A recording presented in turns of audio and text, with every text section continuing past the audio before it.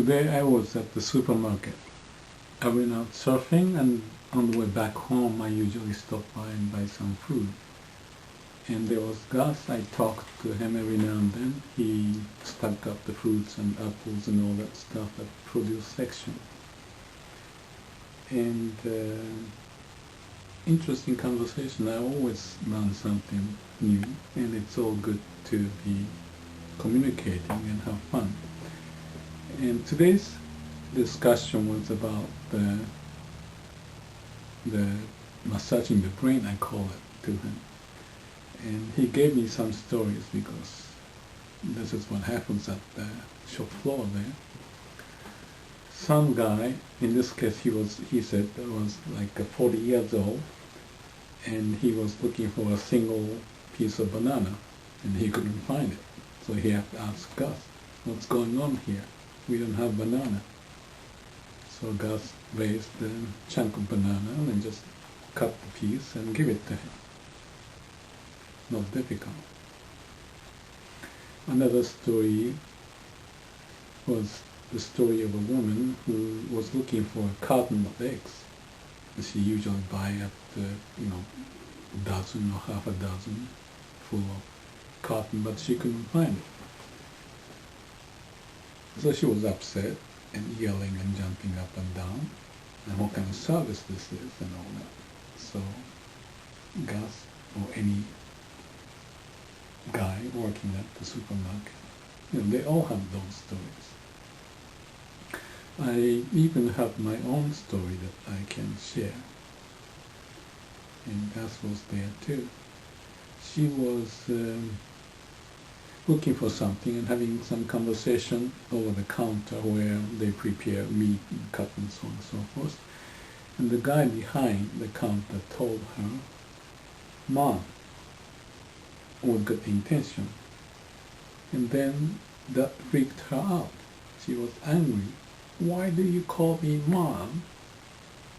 Da da da da da. And I overheard this. She was perhaps 10 yards away from me. And I still remember, I heard the noise, I looked at that direction, and then she was turning toward me, and I kind of froze.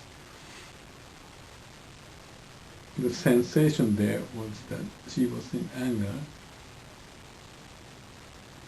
and no matter what you do, she would be angry. Many stories like that. So I took the Gus. Some funny stories, like banana. Some are not so funny, but sad stories. But would it be interesting to share those stories back in the warehouse, the supermarket, the guys that hang around? Today's story, they can write up on the wall. Share the stories to bring out something happening in reality, and at least learn from it and get over it, and find something meaningful in what we do. I even suggested that I'll be very interested in collecting all those information and maybe publish a book about it under the title Massaging the Brain.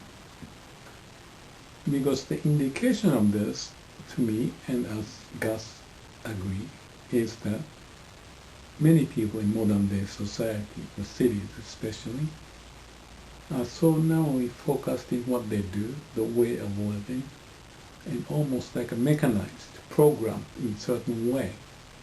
And anything beyond that, and if you hit the button and you don't get it, then there's the anxiety and anger and the feeling of getting lost. Maybe we are all pushed around, right and left, up and down, and that makes them to feel very insecure about the situation. But we don't need to live like that. And the term I use is massaging the brain. In my work as a consultant to help the companies, I massage the organization. In my seminar, I talk about creativity and finding the destiny in what we do, instead of being the slave of the situation. It all requires us to be open and not to be confined, especially tied to whatever the habit pattern we may have developed over time. Narrowly focused way of doing things, and beyond that there's nothing we see. And if our life, work, relationship, whatever we do become like that, then there's no fun, inquisitiveness, playfulness, openness, creativeness to go beyond. But rather, we can be like a machine, mechanized. And to me, that's no fun and even sad. And the question is to, number one, to realize we need to be open, not to be uptight, not to be constrained, not to be driven by whatever happened in the past. And then we need to find a way to massage the brain. My suggestion, like posting those information on the wall, would be one way, or publishing a book and sharing it, so that it's almost like bringing the mirror and see ourselves in certain behavior that may unhook us not to be just staying in the same course, same way of living, same habit, like a slave of what has happened in the past, and so on and so forth. So I think the realization of that is important, and then have a moment to see ourselves what's going on, and we need to develop that. Otherwise it's too confining, and the relationship is too uptight, and we may not be able to communicate openly, freely, with fun, interest, and be creative.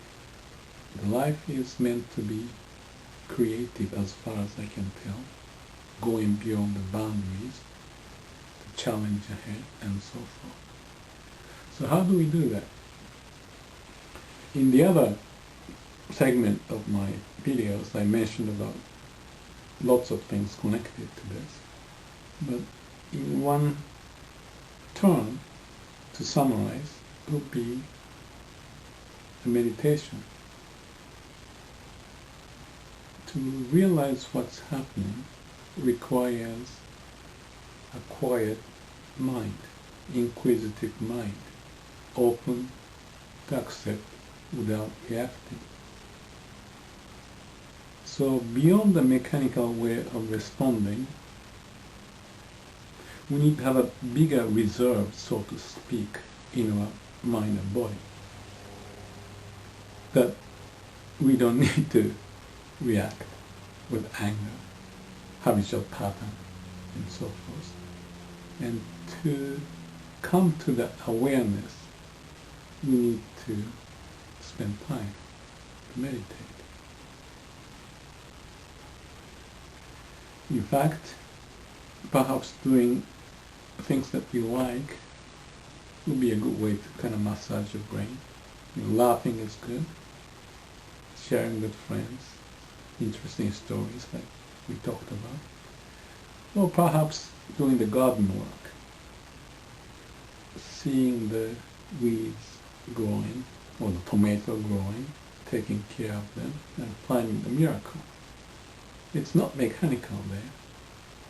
The more we are in the environment to feel that liveliness of nature, sports, gardening, hiking, or in this case meditation. In meditation you see eventually, if you practice it, that there's liveliness in our existence, creativeness, to break through the hard mind habit. Experientially you can find this, and that's how you massage your brain. Like I said, I worked with many companies in the world, flying around the earth many times. But in a sense, what I do is to massage the organization so that the blood flows better, the hormones, and the connection between among the cells, the organs, get heightened, so that the mechanical, often top-down approach, brain-driven approach, need to be massaged, and to bring in the fun element, creative element that exists already within us. And that's how I bring out, or try to bring out, or to communicate the importance of massaging the organization. Organization or individual's way of thinking, approach, habit, have so many things in common. And what I want to share in this video is to spend that quiet time to reflect on these points so that we don't become the victim of the environment and fixed mind habit and live mechanically, but rather to be open and perhaps with smile to live and move forward. Thank you.